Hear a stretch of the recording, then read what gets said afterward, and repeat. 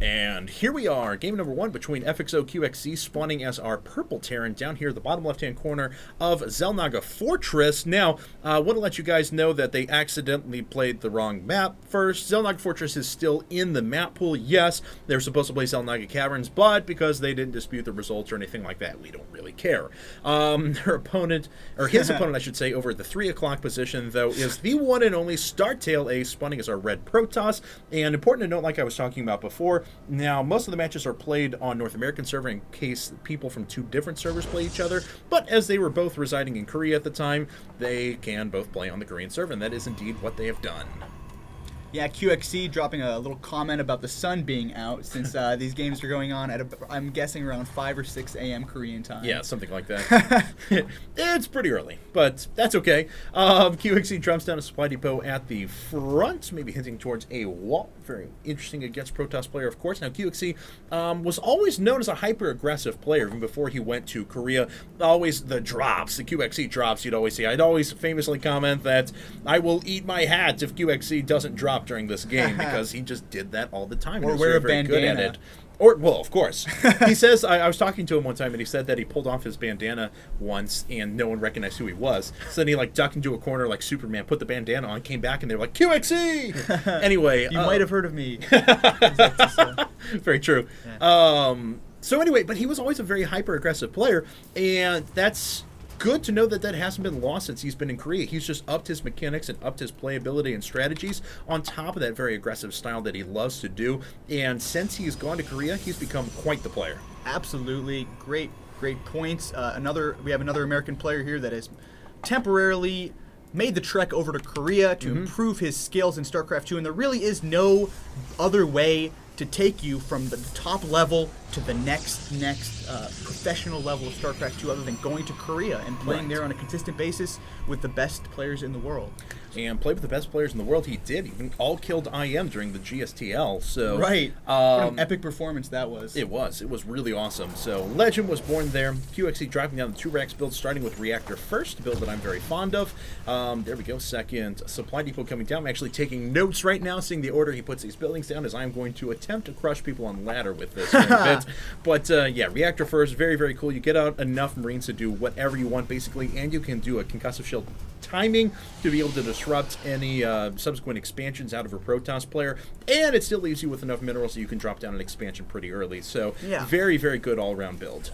Yeah, and over here on Startail Ace's side, we see he's got a very early, or not early, but standard double gas. So it looks like he's probably going to start teching right away. We'll have to see. I know in the earlier seasons of GOM, he liked to go Void Ray, very early Void Ray timings with a couple of units. What he would do is he would get the Void Ray to spot the high ground and take out the Terran supply depot while his stalkers would fire on it from the low ground. It's a very dangerous push.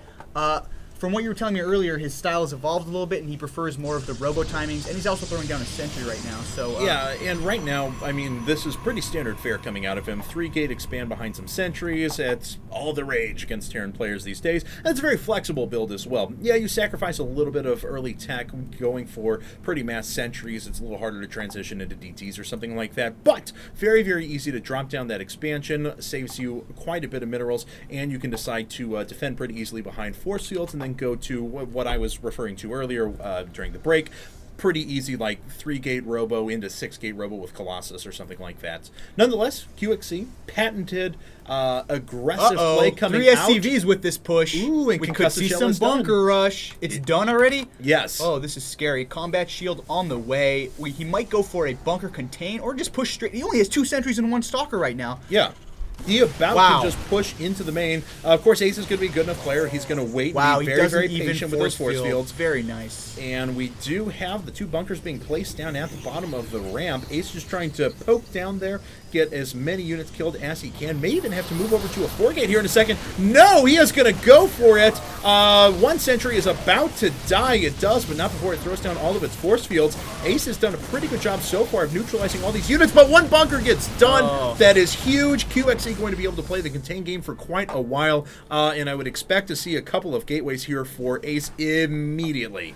Yeah, that was actually really a nice attempt from Ace, trying to block off those units and pick the building SCVs, but just too well executed from QXC. We'll probably see him take a command center behind this. He just threw his factory. Oh, very nice from Ace, warping in some stalkers on the low ground at the edge of his base, and he's going to cut off any reinforcements that QXC had an idea of sending across, and he's going to go for a little counter pressure here, forcing a bunker from QXC at his own base. So this is very, very nice response from Ace. Yeah, certainly. And Ace does have a few units on the high ground here, so we have a little bit of a stalemate going on. And unfortunately, QXC already had a billion units prepared, and those Stalkers are going to get pushed back. Concussive Shell plus Marauders equals Stalker genocide, essentially.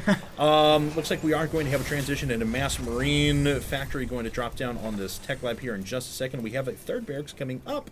Let's see if we see a starport in a second. No, he is just going to go right into Looks like he's getting ready for a bust here at the natural from both angles, pushing in with his Stalkers. He's going to be able to clean this up from QXC. And it looks like one bunker has gone down. QXC smartly pulling back his forces so he gets a few extra shots with them.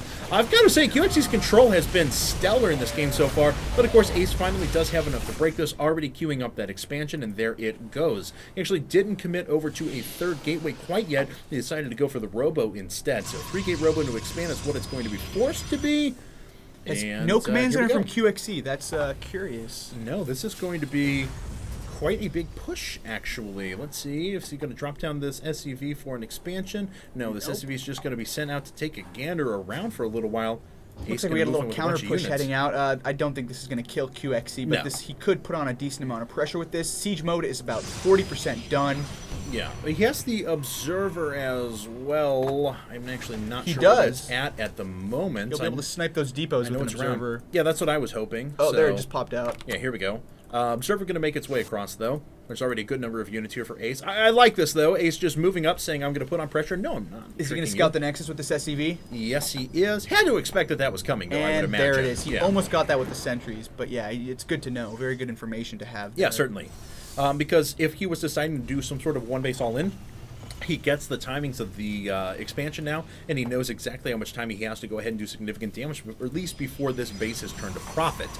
So, Nexus is finished.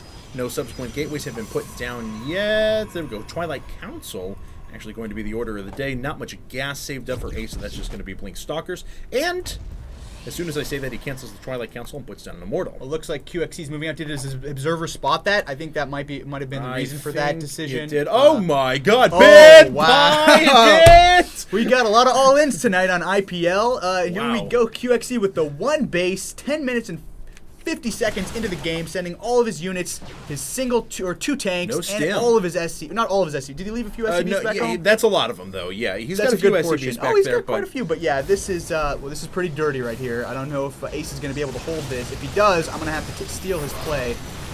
But we'll find out, though, because he's got an Immortal in the mix, and if he can swing the Immortal around and start focusing down the Siege Tank, he'd be all right. But already very good split on these Marines. Again, no stim whatsoever for QXC, so he is doing this push without stim, but of course Ace doesn't have that many production structures up, only 3-gate Robo going to a 4th gate. He is going to push his way down, though, behind Guardian Shield. This Immortal smartly gets in there and starts taking out tanks. One tank has already gone down, but now that Immortal's not targeting down any units or bunkers or anything, and does eventually fall, Ace has just lost the rest of his attacking force. These SCVs even getting in on the action. One of them probably has the kill there on that Zealot Hero SCV.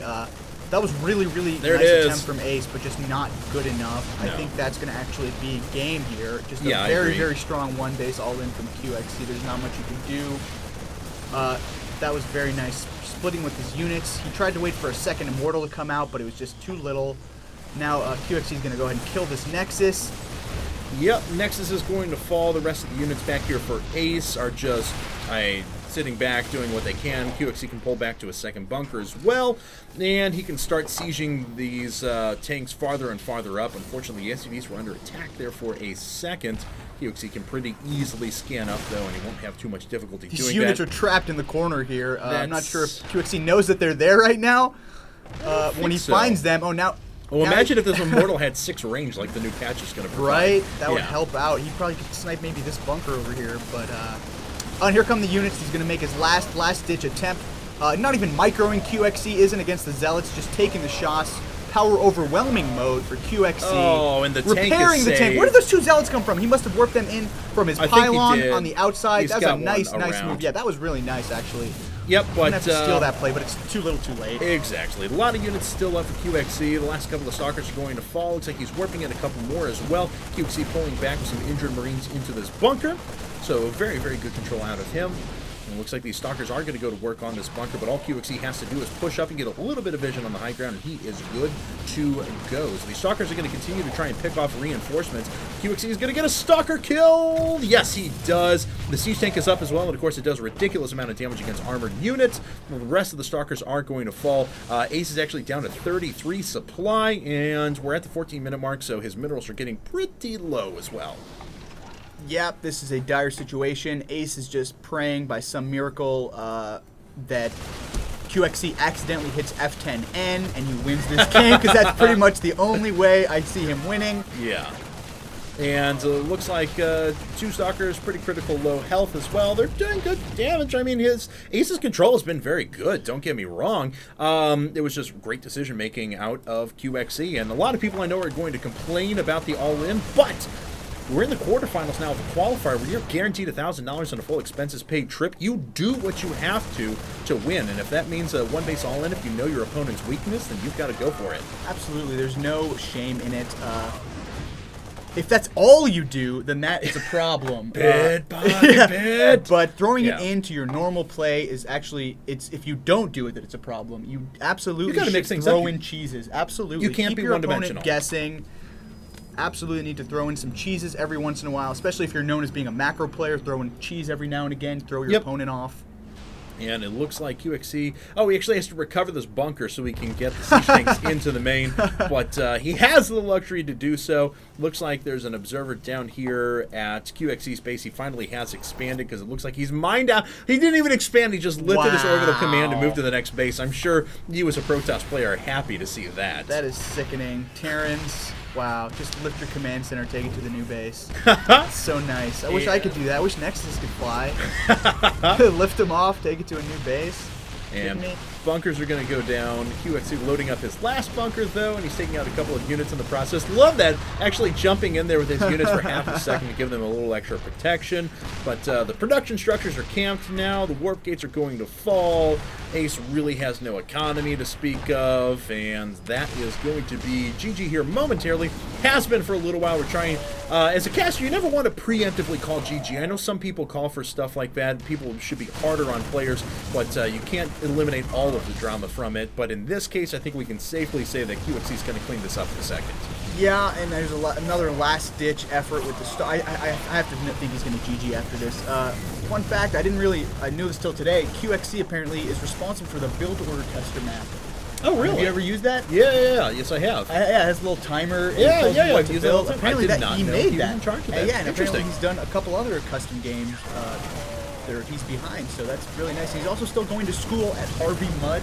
Yes, he is. There it is! Finally, GG from Startail Ace. And there we go. QXC takes game number 1, and we're going to move into game number 2 here in just a second.